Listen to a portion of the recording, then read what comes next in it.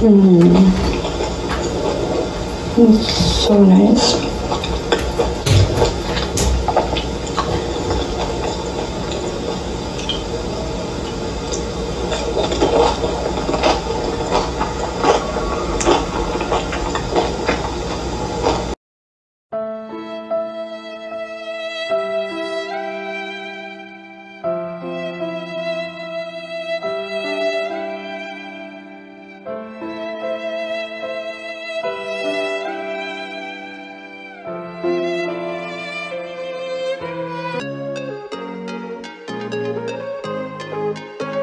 Hello everyone, ಎಲ್ಲರೂ ಹೇಗಿದ್ದೀರಾ? First of all ನನ್ನ ಎಲ್ಲ ಯೂಟ್ಯೂಬ್ ಸಬ್ಸ್ಕ್ರೈಬರ್ಸ್ಗೆ ತುಂಬಾ ಥ್ಯಾಂಕ್ ಯು ಸಬ್ಸ್ಕ್ರೈಬ್ ಮಾಡಿದ್ದಕ್ಕೆ. ಎನ್ನ ಚಾನೆಲ್ಗೆ ಸಬ್ಸ್ಕ್ರೈಬ್ ಆಯ್ನ ಮಾತ ಸಬ್ಸ್ಕ್ರೈಬರ್ಸ್ಗೆ ಎನ್ನ ಮಸ್ತ್ ಥ್ಯಾಂಕ್ ಯು. ಸೊ ನಾವಿವತ್ತು ಮತ್ತೆ ಕಿಚನ್ ಅಲ್ಲಿ ಇದೀವಿ, ಅಂದ್ರೆ ಏನೋ ಕುಕಿಂಗ್ ಆಗ್ತಾ ಇದೆ ಅಂತ. ಏನ್ ಕುಕ್ ಮಾಡ್ತಾ ಇದೀವಿ ಇವತ್ತು ರೇಂಜ್? ನಾವು ಮಸಾಲ್ ಪುರಿ.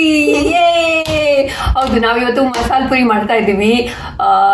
ಚಾಟ್ಸ್ ತಿನ್ನದೆ, ಒಂದ್ ಸ್ವಲ್ಪ ಚಟ್ಪಟ ತಿನ್ನದೆ ಬರಗೆಟ್ಟು ಹೋದ ನಾಲಿಗೆಗೆ ಇವತ್ತು ಮಸಾಲ್ ಪುರಿ ನೆನಪಾಯ್ತು.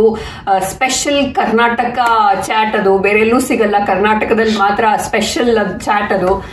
ಸೊ ಅದನ್ನ ಮಾಡ್ತಾ ಇದ್ದೀವಿ ಇವತ್ತು, ಮಸಾಲ್ ಪುರಿನ. ಮಸಾಲ್ ಪುರಿ ಹೆಂಗೆ ಮಾಡ ಅಂತ ಹೇಳ್ಕೊಡ್ತಾರಮ್ಮ.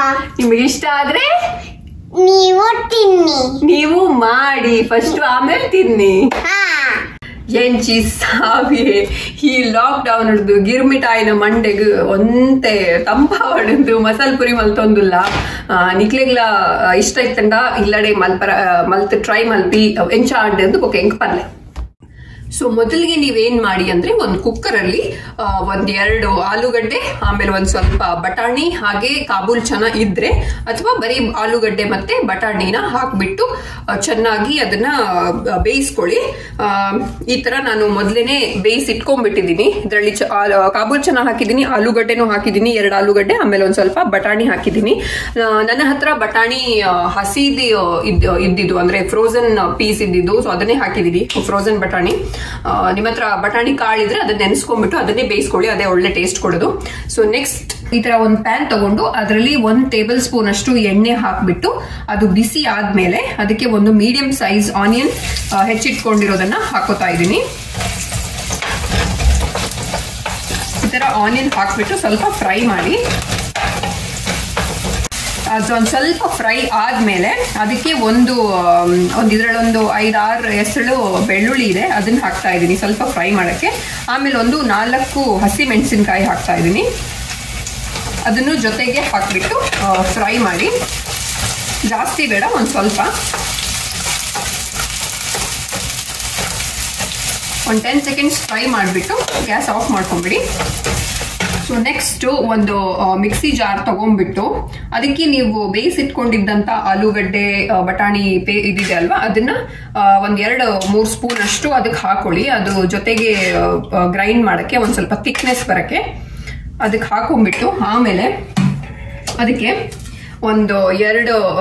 ಒಂದೇ ಒಂದು ಮೀಡಿಯಂ ಸೈಜ್ ಟೊಮೆಟೊ ಹಣ್ಣು ಅದನ್ನ ಹಾಕ್ತಾ ಇದ್ದೀನಿ.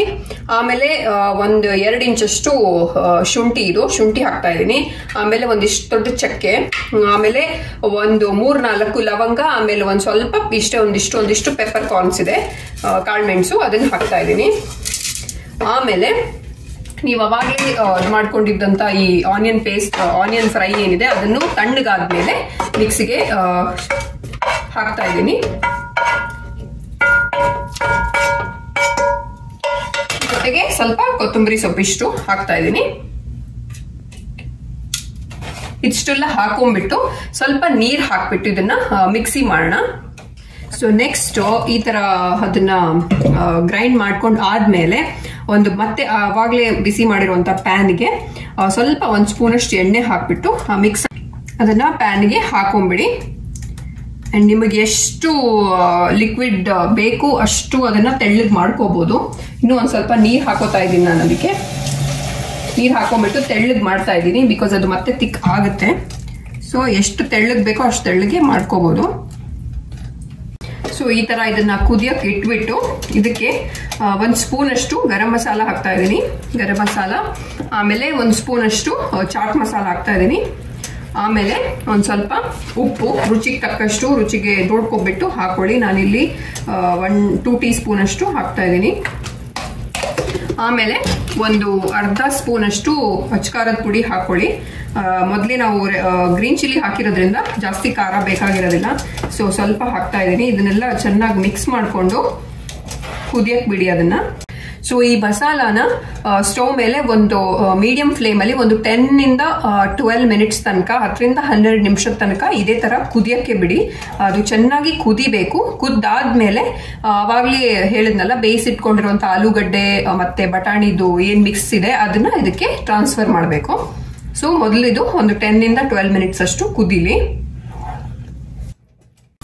ಸೊ ನೋಡಿ, ಇವಾಗ ಇದು ಚೆನ್ನಾಗಿ ಕುದೀತು, ನೊರೆ ನೊರೆ ಆಗಿದೆ ಸ್ವಲ್ಪ. ಸೊ ಇದಕ್ಕೆ ಇವಾಗ ಅವಾಗಲೇ ನಾನು ಬೇಯಿಸಿಟ್ಕೊಂಡಿದ್ದಂತ ಆಲೂಗಡ್ಡೆ ಮತ್ತೆ ಬಟಾಣಿ ಪೇಸ್ಟ್ನ ಹಾಕೊಂತಾ ಇದ್ದೀನಿ.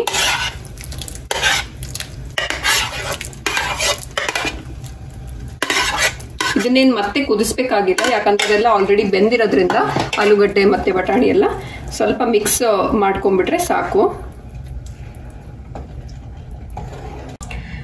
ಸೊ ನೆಕ್ಸ್ಟ್ ಇವಾಗ ಅಕಸ್ಮಾತ್ ಈ ಗ್ರೇವಿ ತುಂಬಾ ಉಳಿತು ಅಂದ್ರೂ ನೀವು ನೆಕ್ಸ್ಟ್ ಡೇಗೆ ಇದನ್ನ ಚಪಾತಿ ಪೂರಿಗೆಲ್ಲ ಯೂಸ್ ಮಾಡ್ಕೋಬಹುದು. ಟೇಸ್ಟಿ ಆಗಿರುತ್ತೆ, ಮಾಮೂಲಿ ನಮ್ಮ ಪಲ್ಯ ತರನೇ ಟೇಸ್ಟಿ ಇರುತ್ತೆ. ಅದ್ರಲ್ಲಿ ಆಲೂಗಡ್ಡೆ ಎಲ್ಲ ಇರೋದ್ರಿಂದ ತುಂಬಾ ಚೆನ್ನಾಗಿ ಟೇಸ್ಟ್ ಆಗುತ್ತೆ. ಅದಕ್ಕೂ ಯೂಸ್ ಮಾಡ್ಕೋಬಹುದು ಅಕಸ್ಮಾತ್ ಜಾಸ್ತಿ ಆಯ್ತು ಅಂದ್ರೂ. ಸೊ ಇವಾಗ ಫೈನಲಿ ನಮ್ದು ಮಸಾಲ ಪುರಿದು ಮಸಾಲ ರೆಡಿ ಆಯ್ತು. ಇನ್ನೇನಿದ್ರು ಸರ್ವ್ ಮಾಡೋ ಕೆಲಸ. ಬಿಸಿ ಬಿಸಿ ಈ ಮಸಾಲ ಬಿಸಿ ಇದ್ದಾಗನೇ ಮಾಡ್ಕೊಂಡು ತಿನ್ನಿ, ಅವಾಗ ತುಂಬಾ ಟೇಸ್ಟಿ ಆಗಿರುತ್ತೆ. ಆಮೇಲೆ ಮತ್ತೆ ಮಾಡಬೇಕು ಅಂದ್ರೂ ಮತ್ತೆ ಮತ್ತೆ ಬಿಸಿ ಮಾಡ್ಕೊಂಡು ಮಾಡ್ಕೋತಾ ಇರ್ಬೋದು. So no problem. ಸೊ ಇವಾಗ ಮಸಾಲ ಪುರಿ ಮಾಡೋಣ. ಸೊ ಮಸಾಲ ಪುರಿ ಎಲ್ಲ ರೆಡಿ ಆಯ್ತು. ಇವಾಗ ಮಿಕ್ಸ್ ಮಾಡೋದೊಂದೇ ಬಾಕಿ. ಪೂರಿ ಇದು ಸ್ಟೋರ್ ನಾವು ಮಾಡಿರೋದಲ್ಲ, ಇದು ಅಂಗಡಿಯಿಂದಲೇ ತಂದಿರೋ ಪೂರಿಗಳಿದು. ಮೊದಲೇ ಇಟ್ಬಿಟ್ಟಿದ್ದೆ. ಇದು ರೆಡಿ ಇದೆ. ಅಂಡ್ ಇದು ಸ್ವೀಟ್ ಚಟ್ನಿ ನಾನು ಮನೇಲೆ ಮಾಡ್ಕೊಂಡಿರೋದು. ಖಾರ ಚಟ್ನಿ ಮಾಡಿಲ್ಲ, ಯಾಕಂದ್ರೆ ನಾನು ಇದು ಮಾಡಿರೋ ಗ್ರೇವಿನೇ ಆಲ್ಮೋಸ್ಟ್ ಸ್ವಲ್ಪ ಖಾರ ಇದೆ. ಸೊ ಹಂಗಾಗಿ ನಾನು ಮತ್ತೆ ಖಾರ ಚಟ್ನಿ ಮಾಡಿಲ್ಲ. ಕೊತ್ತಂಬರಿ ಸೊಪ್ಪು, ಆನಿಯನ್ ಇದೆ, ಆಮೇಲೆ ಇಲ್ಲಿ ಟೊಮ್ಯಾಟೊ ಇದೆ. ಬಟ್ ಸೇವ್ ಇರಲಿಲ್ಲ. ಸೊ ಏನು ಮಿಕ್ಸ್ಚರ್ ಏನಿತ್ತು ಅದನ್ನೇ ಯೂಸ್ ಮಾಡ್ತಾ ಇದ್ದೀನಿ. ಸೇವ್ ಇರಲಿಲ್ಲ, ಸೊ ಹಂಗಾಗಿ. ಸೊ ಇವಾಗ ಮಿಕ್ಸ್ ಮಾಡ್ತಾ ಇದ್ದೀನಿ.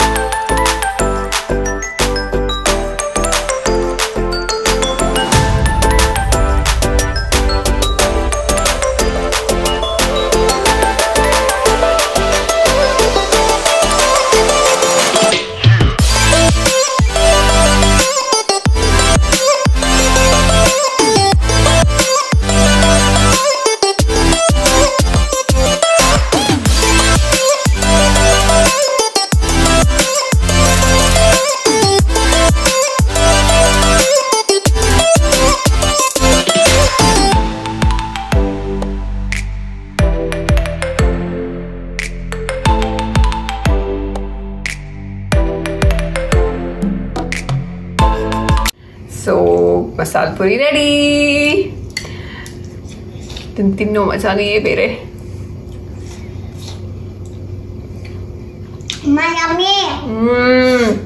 ಸಕ್ಕತ್ತಾಗಿದೆ. Is it yummy? Yes. Is it yummy? Yes. Yes. ಸಕ್ಕತ್ತಾಗಿದೆ. ತುಂಬಾ ಚೆನ್ನಾಗಿದೆ. Thank you. ತುಂಬಾ ಚೆನ್ನಾಗಿದೆ. ಖಂಡಿತ ಟ್ರೈ ಮಾಡಿ ನೋಡಿ. ಕಷ್ಟನೇ ಇಲ್ಲ, ಈಸಿಯಾಗಿ ಮಾಡ್ಕೋಬಹುದು. ಸೊ ನೀವು ಸೇಫ್ ಆಗಿರಿ. ನಿಮ್ಗೆ ಏನೇನು ಬೇಕೋ ಎಲ್ಲಾನು ಮನೆಯಲ್ಲೇ ಮಾಡ್ಕೊಂಡು ತಿನ್ನಿ, ಆರೋಗ್ಯವಾಗಿರಿ. ಲಾಕ್ಡೌನ್ ಮುಗಿಯೋ ತನಕ ಮನೆಯಲ್ಲೇ ಇರಿ. ಇನ್ನು ನೆಕ್ಸ್ಟ್ ಇನ್ನೊಂದು ಬ್ಲಾಗಲ್ಲಿ ಸಿಗ್ತೀನಿ. ಅಲ್ಲಿ ತನಕ ಎಲ್ಲರಿಗೂ ಥ್ಯಾಂಕ್ ಯು. Bye bye.